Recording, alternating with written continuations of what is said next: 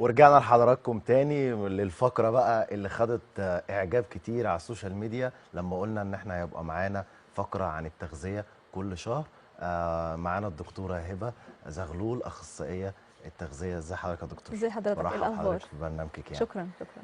يعني نقدر نقول دكتور التغذية أو هيلث كوتش. بالظبط. إيه المسمى وإيه الحاجة اللي بتحبيها أكتر؟ والله انا بحب الاثنين، يعني بحس ان ده بيتوظف لما بيتوظف صح مع الشخص اللي محتاج ده بيكون بيجيب نتائج في فرق احسن بينهم؟ واحسن. في فرق بينهم بمنتهى البساطه. انت لما بتروح لدكتور التغذيه او لاخصائي التغذيه انت بتبقى رايح له تقول له انا مثلا عايزه اخس، انا مثلا عايزه اتخن. انت بتبقى سايب له الهدف نفسه مفتوح، وبتقول له انت اديني اللي عندك، قول لي 1 2 3 يعني انا همشي عليهم وانا تمام، يعني انا هسمع الكلام. ولكن في ناس تانية بتبقى مش عايزه الالتزام ده، يعني ما بيبقاش عايز انك تقول له. هو بيجي لي يقول لي كده بصي يا دكتوره انا ماليش انا في ورقه الدايت، وماليش انك تقولي لي 1 2 3 اعمليهم، انا ما بعرفش اعمل ده، انا ما بعرفش اتحط تحت الضغط ده. فساعتها بتعامل بقى بالمايند سيت او بالعقليه بتاعه الهيلث كوتش، اللي هو ايه؟ هو انت بتجيلي انت اللي بتحدد الهدف بتاعك، انت اللي بتحدد سرعه يعني الخطوات اللي انت عايز تمشي بيها. والله بصي انا عايزه اخس، بس انا ما بتحطليش التزام، انا مش عايزه اخس 2 كيلو في الاسبوع مثلا، انا لو خسيت نص كيلو هبقى بالنسبه لي تمام. شوف انت هو بالنسبه يعني لي في فرق بينهم ده في فرق فعلا. ما بينهم. ده على حسب كل شخص والعقليه بتاعته بيفكر ازاي، وهيعرف يلتزم بايه. يعني في ناس ما بتستحملش الضغط ان انا اقول له 1 2 3 اعملهم، وفي ناس انا جاي لك انت قولي لي وانا هعمل. دكتور، التوقيت بتاع الاكل يفرق؟ اصل احنا بيتفرج علينا دايما لعيبه كوره رياضيين، فتوقيت الاكل ليهم بيفرق؟ بص احنا هنتكلم عن الرياضيين فدي هنعملها في حلقه لوحدها. اه. ولكن توقيت الاكل طبعا بيفرق جدا. يعني مثلا دايما بنقول على حسب برضو الهدف بتاعك، هل انت دلوقتي عايز تبني عضل ولا عايز تخسر دهون ولا عايز تعمل الاثنين، هل انت عايز تزود وزنك ولا عايز تقلل وزنك. فعشان كده توقيت الاكل بيفرق جدا. ودايما بنقول انه مش بس يعني ان الاكل وسعراته، لا احنا دايما بنقول انه توقيت الاكل، نوع الاكل، جوده الاكل، محتويات الاكل، طريقه طبخ الاكل، دي كلها حاجات بتفرق جدا على حسب الهدف اللي انت عايز تعمله. طب احنا دلوقتي احنا داخلين على العيد، وكعك وبسكوت ورنجة وحاجات من اللي قلبك بيحبها. هنقدر نتعامل معاهم ازاي بعد رمضان؟ بص هنا في نقطة مهمة جدا، لأن أصلا في العادي إحنا في رمضان كنا متسيستمين خلاص على فطار في وقت معين وسحور في وقت معين. فالسيستمة دي بالطبيعي عملت سيستمة لهرموناتنا. إحنا عندنا هرمونين أساسيين في جسمنا، هرمون الجوع وهرمون الشبع.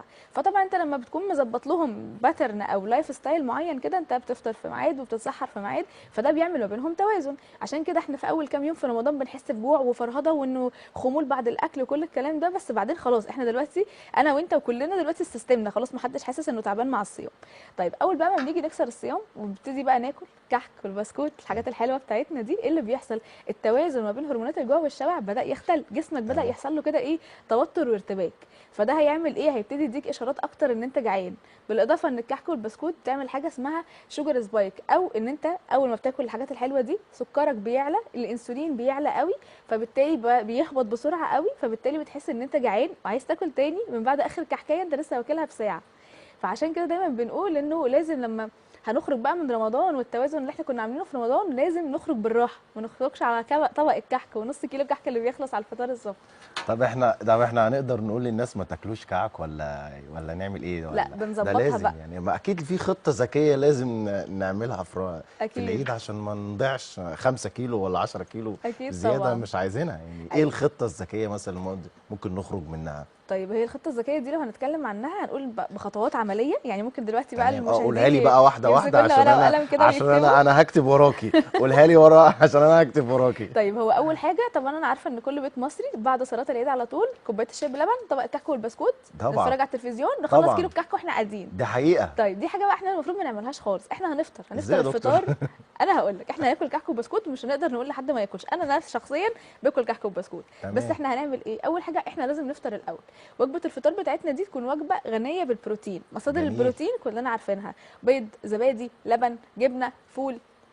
مم. لما هنفطر كده الوجبه بتاعتنا يكون فيها بروتين وفيها خضار، فيها الياف. ليه بقى؟ انا خلاص فطرت، فاول حاجه انا شبعت، فخلاص لما اجي اكل دلوقتي بقى الكحك والبسكوت انا اوريدي شبعان، فمش هاكل، مش هخلص الكيلو، هي واحده ولا اتنين وهلاقي نفسي شبعت. دي اول حاجه. تاني حاجه، لما باكل حاجه مسكره بعد وجبه انا كنت واكلاها، فده بيخلي امتصاص السكر اللي في الحاجه المسكره اللي انا اكلتها دلوقتي ده يكون ابطا ويكون اقل، فبالتالي هرمون الانسولين اللي اتكلمنا عنه من شويه مش هيعلى بسرعه قوي، بالتالي مش هيهبط بسرعه قوي، فمش هيديني احساس ان انا جعانه تاني، وعايز ياكل تاني. لان اوقات كتير احنا مجرد بس ان احنا كلنا حاجه حلوه فالسكر عالي نزل ساعه بالظبط كده نلاقي نفسنا عايزين ناكل تاني، فنلاقي نفسنا رايحين جايين كده على السفره كل شويه واحده كحكايه واحده بسكوت، على اخر اليوم ال2 كيلو خلص.